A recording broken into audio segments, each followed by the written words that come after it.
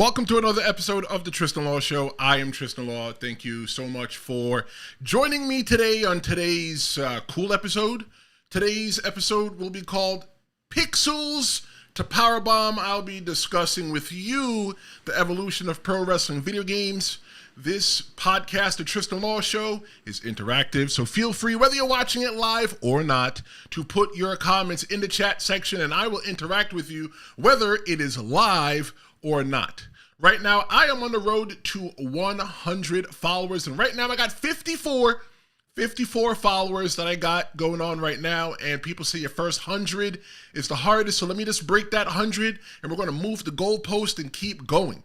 If you're listening to this on the podcast, audio-only version, just want to let you know that we are live on YouTube, and just follow it here on YouTube, subscribe on YouTube, and, you know, if you just don't want to see my face, that's okay. That's okay.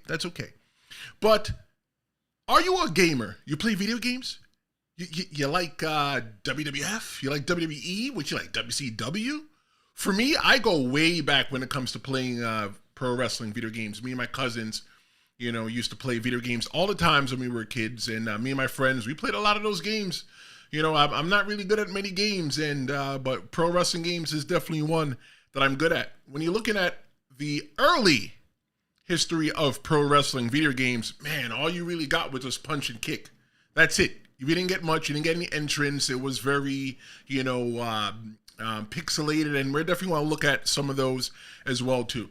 Some of the keystone developments in pro wrestling games over the years have been obviously doing more than punch and kick, being able to go backstage areas and fight, be able to use weapons, being able to get different match types other than just traditional wrestling matches.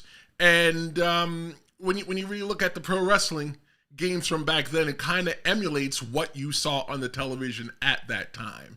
So yeah, so definitely pro wrestling games, they have come a long time. And one of the first games that we are going to look at is Tag Team Pro Wrestling. Tag Team Pro Wrestling is from 1989. It was originally, 1983. It was originally titled Big Pro Wrestling in Japan. It's a wrestling video game developed by Technicals in Japan. It was first released for arcades in 83, published by Data East. However, the game was available in both Japan and North America, although the North American version only credited Data East for the work.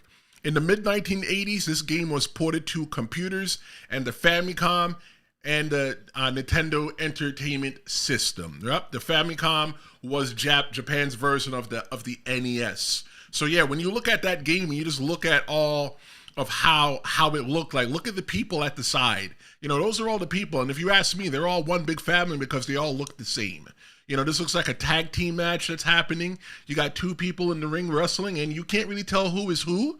Right, but you don't see any referee, and obviously we've come a long way to be able to see the referee in these games. Moving up only just a couple years, we have WWF WrestleMania.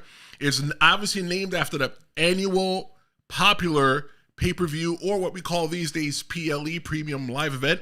It's a video game for the NES, the Nintendo Entertainment System. It was developed by Rare and published by Acclaim in 1989. This was the first ever WWF licensed game on the NES and the second WWF game overall featuring following Micro League Wrestling. Micro League Wrestling was a game that was made. It was based on the WWE, but it was never licensed by the WWE. The release of WrestleMania marked the start of a decade-long partnership between Acclaim and the WWF. The game was released shortly before WrestleMania 5 and was intended to, WrestleMania 5, and was intended to promote the event. The title screen features the tagline from WrestleMania 3, bigger, badder, and better. When you're looking at that game, at least you know who is who. You know who is who standing inside of the ring. Obviously, you can tell Andre the Giant is the one on the side, and then you see Hulk Hogan on the left. But if you look underneath the name, you see the name says Alex. When you played that game, you actually got to type in your own name, right? So obviously, that probably was one of the things where they made you feel like you were a part of the game. But definitely looking at that game itself, you can see like how we've come such a long way, how it kind of even replicates what you would see in pro wrestling around that time. Like around that time, you would not be able to see the audience. It would be dimly lit. It'd be darkly lit, you know, so that you could focus more of what's going on inside of the ring. But you had no referee still, and you didn't have any really audience. But the graphics have come a long way since that first wrestling game, tag team wrestling. The next game I want to look at is another game that I personally owned. I remember going to Funko Land on Fordham Road in the Bronx, and my mother actually buying me this game. I thought it was so cool. I thought it was the coolest kid on the block. And this game is WWF Raw. It's a professional wrestling game, obviously, that was based on the WWF's television show of the same name, Raw. It was released by Acclaim Entertainment for the Super Nintendo, the 32X, the Mega Drive, Genesis, and Game Boy in late 1994 and early 1995.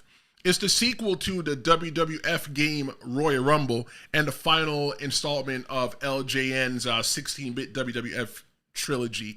LJN also made not only... They also helped make figures, action figures, toys, I guess, for a lack of a better term, for the WWF as well, too. This game features multiple modes, including, obviously, one-on-one. It's not a wrestling game without one-on-one. Tag team, Bedlam. I can't remember what Bedlam was. It might have been something like a Rumble or multi-man match or something like that. They had Survivor Series, they had the Royal Rumble, and they had the Raw Endurance match. I can promise you all up till today, because I played on the emulator. I have an emulator on my iPhone where I get to play retro games, and I still can't beat the Raw Endurance match. That was one of the first games as well, too, that supports multi-tap, so that you can play with additional people. Not just 2, but you can play with 4 people at the time. But looking at that graphics there, it's only 94, and look, we already got the referee in the ring, right? You can see that you have Jim Ross. You have Vince McMahon on the right sitting over there at the announce table. And then you also have Jerry the King Lawler. So that game there definitely replicates what you were seeing at the time when it comes to the video games. And these were games from the early 80s to like the mid 90s. And I remember trying to invite my friends over to come play these games. And my mother would say, no, you can't have anybody in the house. My mother was never a fan of having people over in the house. But, you know, these video games here, you know, shaped the childhood for a lot of people that played these games. Let's take a look at some games that I remember definitely being able to go to people's houses and play. And at the time, we thought they were so cool. And this one here is WWF Warzone. It was developed by Iguana West and released by Acclaim in 1998. It was available for the PlayStation, Nintendo 64, and the Game Boy. It featured wrestlers from the WWF, and it was succeeded by a sequel. The game was so darn good, they made it again. They released WWF Attitude in 1999. They actually used the same engine from WWF Attitude and flipped it into a game for ECW at the same exact time again. But I remember playing that game, and we thought that game was so cool because we were able to get entrances. The entrances weren't really much, and when you were playing the game, you'd always see the wrestlers standing in the ring, and they were just going like this. They were moving. They were just going like that. And when you would hit somebody, the other wrestler would make noise. That was actually cool and revolutionary for the time as well, too, because it used the real wrestlers' voices. I remember you hear people like Mankind, who you actually see in the ring here, he would squeal while he is getting hit. And somebody like Triple H, you would hear him go like, oh. So it makes you think like they kind of phoned it in, but for what it was at the time, it worked. Another game, one of my most favorite pro wrestling games of all time. This one is from the year 2000. That's right, the year 2000. And this was on the Nintendo 64 exclusively. This was WWF No Mercy. It was released in 2000 by THQ for the Nintendo 64. Based on the WWF, it shares the same name with the company's annual event. They had an event called No Mercy that came every year. It's actually right now is an NXT branded pay-per-view, or PLE as they call it these days. But WWF No Mercy was definitely cool. It was developed by Asmic, Ace Entertainment, and Aki Corporation. WWF No Mercy is the final game in a series of Nintendo 64 wrestling titles from those developers, which began with WCW NWO World Tour. Yep, I remember playing WCW NWO World Tour as well too, but WWF No Mercy takes the cake at the time in 2000 for being the best pro wrestling game. You had blood. Actually, they did have blood in WWF Warzone and Attitude, but you had blood, you had ladders. It was more of an arcade style, and you had ladder matches. You had the Hardy Boys, you had the Dudley Boys. That was a pretty dope game at the time. That game was so dope that AEW even released a game for that a couple years later. But also what came out around that time as well too was WWE SmackDown, Shut Your Mouth, right? This was a professional wrestling video game for the PS2. It was developed by Ukes and released in 2000 by THQ. It was the fourth installment in the WWE SmackDown series based on WWE. The game is the sequel to WWF, SmackDown Just Bring It, and it's the first game to carry the WWE branding. The game was followed by WWE SmackDown Here Comes the Pain in October 2003. At one time, so when WWF No Mercy, it was exclusive to like Nintendo, but then you would also get SmackDown on the PlayStation. So one of the cool things that if you own both, you would have to buy both because they both offered something different. No Mercy, like again I said, No Mercy is probably one of the greatest pro wrestling games of all time. The impact on the wrestling community and the industry is that today people still hold these video games in high regard. My friend Lewis, who will be guesting with me on a future episode of the Tristen Law Show, because he's got a lot to say about wrestling, and he's over there doing his YouTube channel about Yu-Gi-Oh cards. You can check him out, Heel Vega. I'll make sure I put a link in the description so that you can check him out if you're into Yu-Gi-Oh cards. But WWE SmackDown is definitely a franchise that people like. People still play it today. People mod it. That's something that we'll talk about a little bit later on. But definitely playing this game, those games with my friends and my cousins was definitely memories. I remember, so I am my grandmother's oldest grandchild, and I remember beating all my cousins all day long mercilessly. Because what we used to do was you get to stay on if you kept winning. Right, and I just kept winning. I would never have to give up the game. Occasionally I would lose, right? But I did a lot more winning than I did losing. Eventually my brothers and my cousins would all grow up and they would all beat me. Let's take a look at some of the modern pro wrestling games. You could definitely see the transition of the graphics. We've got WWE SmackDown vs. Raw 2006. It's a pro wrestling game. It was developed by Ukes and released by THQ in 2005 for the PlayStation 2 and PSP PlayStation Portable. It is part of the WWE SmackDown vs. Raw series and is based on the WWE and serves as the successor to the 2004 game in the series. Notably, this was the first game in the series to be available on the PSP and the last to be a PlayStation platform exclusive. Like I was saying before, you only got certain games at the time for WWE on certain consoles. You didn't get everything. WCW was even like that as well too. You know, you got your NWO versus the world, but then you got your specific games that were exclusive to the PlayStation as well too. It was different graphics. You know, they were in the same exact video game generation, but it was different graphics all around. You could the graphics alone, like you can see Booker T in the ring there, you can see Undertaker there in the ring, and it's just like, at least when you're looking at these games, you were able to tell who it was. You know, they used to do like the face capture where you could see, where they would record the person's face and slap that person's face on there, and that's how you were able to even relate more to the wrestlers. You can see features in the wrestlers as well too, so you can tell who is who. But moving on down the years, you want to see the big jump in graphics. This is WWE 13. Obviously, it was released in 2013. It was developed by Ukes and published by THQ for the PS3, Xbox 360, and Wii. It was released on October 30th, 2012 in North America and November 2nd, 2012 in the UK.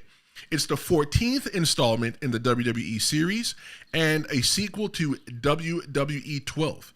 This game is the last title released on the Nintendo Wii until WWE 2K18 in 2017 and is marked as the final WWE licensed game published by THQ before the company closed in 2013. Following THQ's dissolution, Take-Two Interactive acquired the publishing rights, rebranding the series as 2K under the WWE 2K label. So, like, if you played, like, the football games and NFL 2K or NBA 2K, you know, actually, my bad. I dated myself for a second. NFL 2K is no longer a thing. I don't really play sports games. I just play wrestling games and I play simulation games.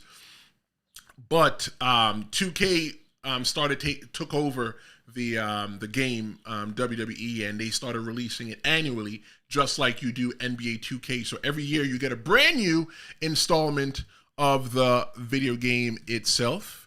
And I'm gonna look at this game now, looking at the graphics in this game here is probably heralded as the worst video game ever, and that's WWE 2K20. You would think that in 2020 that COVID and people dying was one of the worst things, but nope. WWE 2K20 was probably one of the worst things as well too. It was developed by Visual Concepts and published by 2K. It was released on October 2019 for Microsoft Windows, PS4, Xbox One, and it was the 21st installment of the WWE series and the 7th under the 2K branding, following WWE 2K19. Notably, WWE 2K20 is the first game in the series not developed by Yuke's, who had been the primary developer since 2000. Visual Concepts, previously co-developers since 2014, took over the lead studio for this installment. For me, I purchased the WWE 2K games when they're on clearance. You know, it's just something for me to play. You know, I own a couple of them. It's something to play. I find more value in the game since then when the games are a lot cheaper than when the games are more expensive. Because I don't really play them for long. You know, you just play them for a little bit. I get it out of my system, and I was done. We're going to get into more of that as well too. But I definitely want to shout out AEW. AEW is also All Elite Wrestling in the video game field as well too. They have AEW Fight Forever. I am not a huge AEW fan at all. I watch it very casually, but I really wanted to play the game. When you look at the game, it reminds you of something. Look at it. What does it remind you of that we've talked about so far? WWF No Mercy, one of the greatest wrestling games of all time. So when you're looking at AEW Fight Forever, which came out in 2003, it was developed by Yuke's, it was published by THQ Nordic, and it marks the debut of the game based on AEW for home consoles and computer. Came out in 2023. I like that game because unlike all the WWE games, anybody can just pick up AEW Fight Forever and play. You don't have to be a wrestling fan. You don't have to be a big gamer. You don't have to be anything. The game is challenging, yes, but anybody can pick it up. When you're picking up a controller talking about that you want to play WWE 2K24, you got to kind of know the controls. There's so many different things to do. It goes back to looking at the times of WWF Attitude or WWF Warzone. Those games kind of played like Mortal Kombat in order for you, or Street Fighter. In order for you to execute a move, you would actually have to do, you know, button presses, multiple button presses. And then we got the WWE 2K series where it's not like that, but there's lots of different intricate button presses if you want to do something. If you've played like a Madden or a sports game today, you kind of would understand exactly what I'm talking about. But AEW Fight Forever takes the cake. Very easy game to play. The graphics are awesome. You see the referee in the ring. It's a referee from today. You see the fans. You see the branding. You see everything that has to go on with that video game. You get to see the AEW brand when the wrestlers come out. You're in charge of manipulating the fireworks and the pyro. I think that's a dope game, and talking to you about it now, I'm probably going to play that game. Some of the advancements in graphics and gameplay, you see the enhancements in graphics and gameplay. You see exactly where we started way back in, 1983, right? You saw where we started way back in 1983 with tag team wrestling to what we have now today with something like AEW Fight Forever.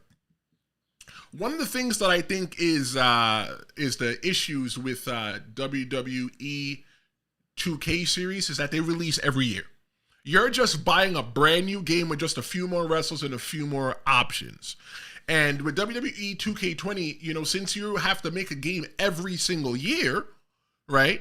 There's not really much changing, but you're always against the clock. And I think that's what the issues with the game. The game is ranked by a lot of people, not just me, as one of the worst wrestling games of all time. WWE wrestling games of all time. Right? The reason being that it had performance issues. It would lag or things wouldn't work. There was glitches and everything else like that. Nobody wants to spend their hard-earned money on something that doesn't work. It's true. Straight facts. Okay? I think that the way it should be done is the way that AEW is doing it right now. They released one game in 2023, and every so often they release more enhancements. You get more wrestlers. You get more different events, and that's something that I think they probably took out of the book of Grand Theft Auto. Grand Theft Auto 5, that game is older than Jesus himself, okay? And what they keep doing is they just keep adding more stuff to the game. Instead of releasing a new game, and we're all impatiently waiting for GTA 6, Grand Theft Auto 6, right? But what they keep doing is just keep releasing more and just building more in the game, but it's not free. You pay more for it, which is great. So you're taking pretty much the same exact old thing that you have, you keep rewashing it and just selling it as something new, right? You're selling it with additional add-ons. And I think that's amazing. And that's how WWE should do it. I think if I was in charge of the WWE 2K series, it would be annually.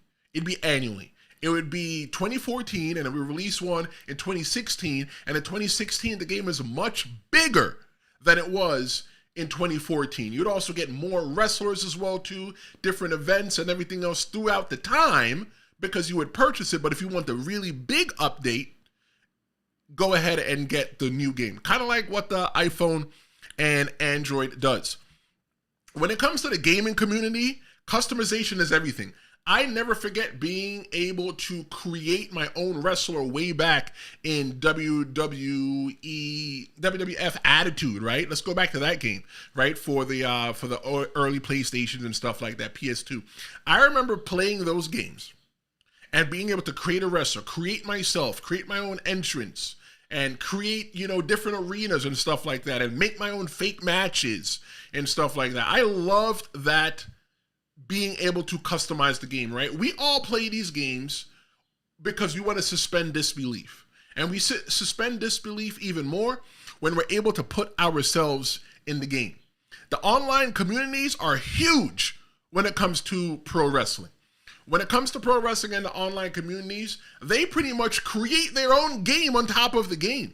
You're able to go online, if that's something that you're into, and you're going to be able to watch people stream these video games, right? They stream the video games and they play them. They make up their own storylines and different stuff like that.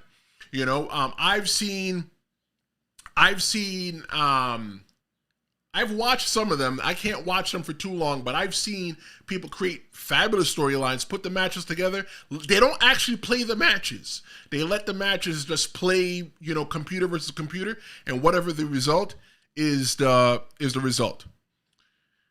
These pro wrestling video games too have also had an impact on pop culture and promotion. One of the ones that I want to take a look at is Afro Thunder. If you don't know who Afro Thunder is a recognizable character. There he goes from the Ready to Rumble boxing series. That was also a video game. It was made by Midway. He makes an appearance in TNA Impact. And TNA Impact is the debut video game for Impact Wrestling. It was developed by the same studio, Midway, and Afro Thunder is a hidden character that you can unlock by earning 750,000 or more style points. He retains his iconic look, featuring a massive afro, sideburns, and his boxing gear. If you asked me at the time, I had never been able to unlock him. I own that game.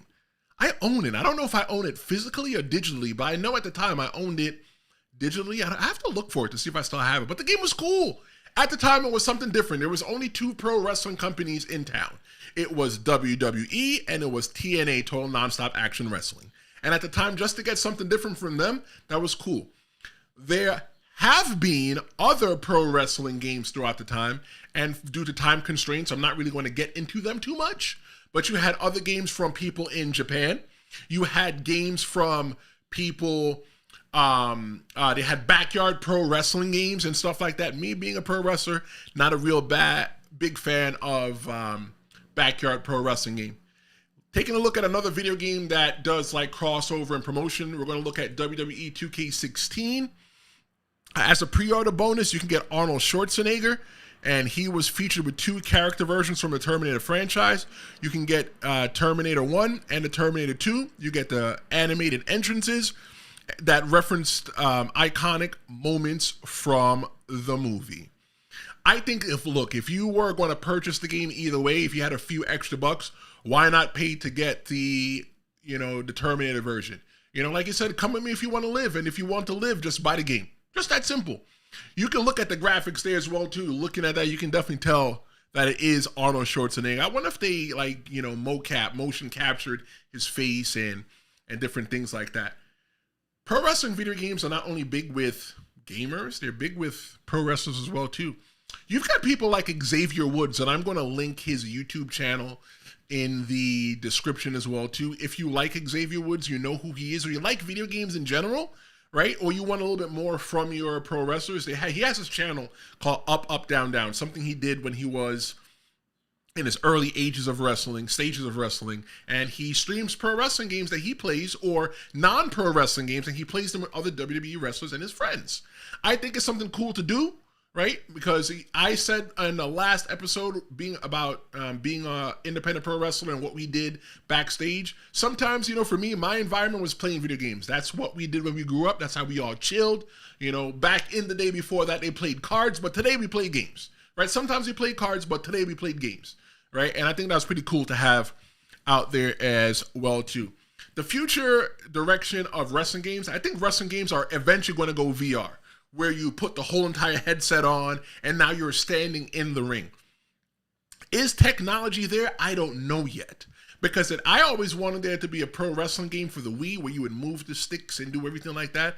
But I don't think that the game is going to live up to that simulation portion of the game, because me being a pro wrestler and me liking simulation games like plane flying games, train flying games, city building games, those are simulation games. I would love to play a simulation game that's pro wrestling, but it needs to be as close to the real McCoy for me. If it's not, I'm not really interested. But what do you want to see in your future games? In the comments, whether you're watching this live or on demand, let me know what you want to see in your future games. Let me know what you like in games. Share your favorite video game memories, whether it is getting beat by your cousins or, that's for my cousins that are watching. Whether it's getting beat by your cousins or getting beat by your older brother, whatever it may be. Tell me about your pro wrestling experience when it comes to video games. I'm on the road to 100 subscribers here on YouTube. So if you're watching right now, just subscribe. I don't know where the button is, but wherever the button is, just go ahead and subscribe, because subscribers mean a lot. I'm working on to get to 1,000, and after 1,000, I'm going to move the goalpost. But this is today's episode. We're talking about Pixels to Powerbomb, the evolution of pro wrestling video games. I'm Tristen Law. I'll be back next week. I might be back Sunday, but if you really want to know, subscribe. If I'm back Sunday, I'm going to have a guest. If not, expect to see me on Tuesday. Either way, at noon. I hope you have a great weekend. Thanks so much for watching, and I'll see you next time.